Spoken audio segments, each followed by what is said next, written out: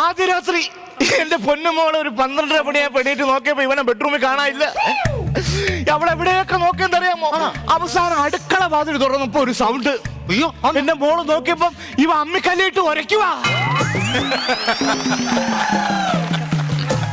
നീ കല്യാണം കഴിക്കേണ്ടവനല്ല. എന്റെ അമ്മാവ, എനിക്ക് കിട്ടിയ സ്വർണ്ണം ഞാൻ ഉറച്ചു നോക്കണ്ടേ?